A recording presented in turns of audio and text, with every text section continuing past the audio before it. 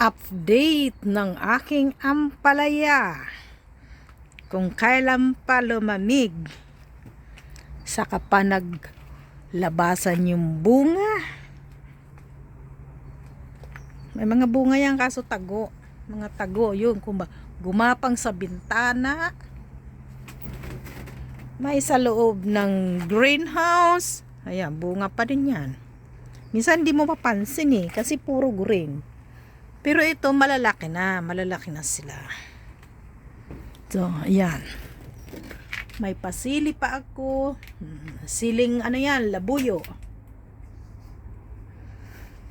Ilang degree dito sa greenhouse? 20 degree lang, oh.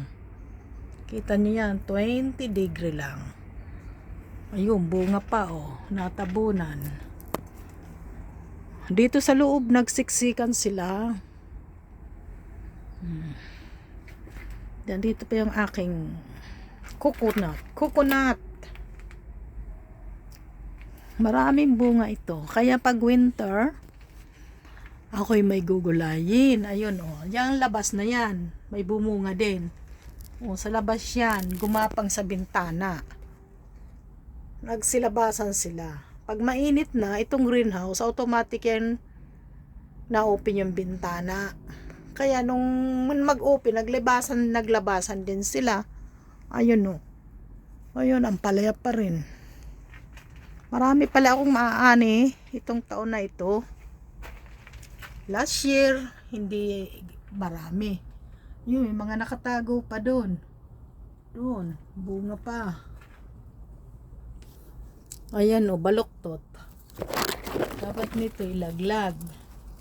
Yun.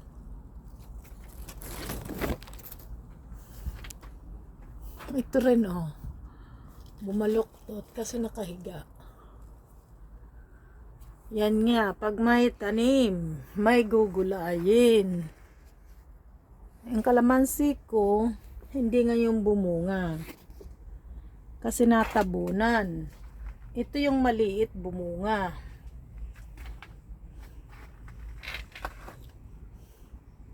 Ayun. Nakaano sa dulo. Ito, malaki din ito. Ito yung nasa labas ang pinakamalaki. Ang iba dyan, pahihinugin natin. Para sa next year, may ipupunla tayo. Mas mahirap dito bumili ng pangpunla. Ano ka pa ng internet. Nakakatuwa ito. Kasi gumapang hanggang dun sa bubong. Hanggang dun sa bubong, gumapang. Pero nagbubungahan din, may mga bunga din. Ayun, oh. Bubong yan. Sa bubong yan, gumapang. Kaso ngayon ay September 4 na. Pero may araw pa. Pero dito sa loob mainit.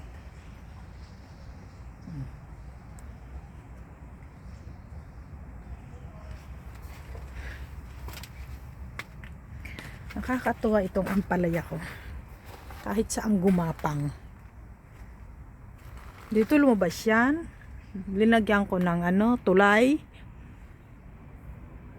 Pumunta nga dyan. Ayun, may bunga pa pala. Hanggang sa bintana ko naman gumapang. Yeah, para-paraan lang. Kahit na dito ay malapit ng lumamig. Oh, nakakapabuhay tayo. Basta matyaga ka magtanim. Ito ang una kong pahihinugin.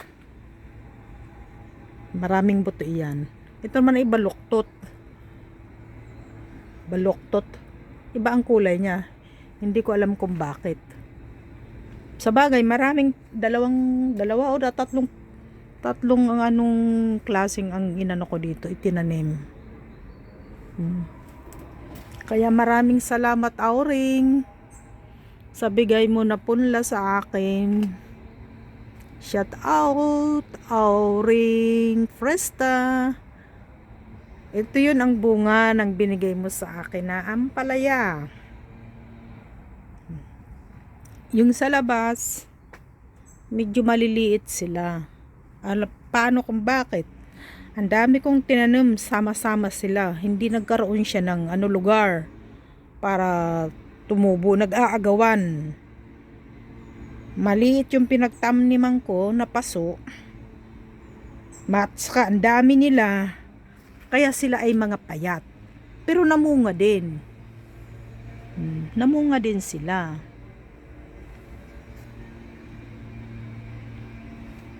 Okay guys.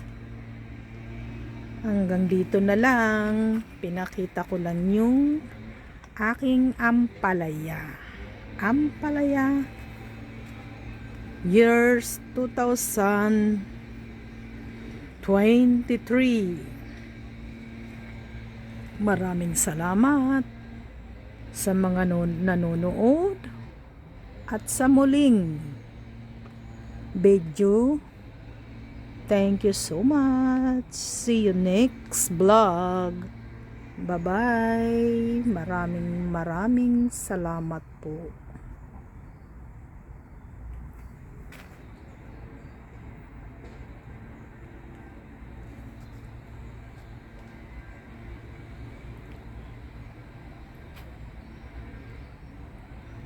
Bakit di namamatay? Tama na.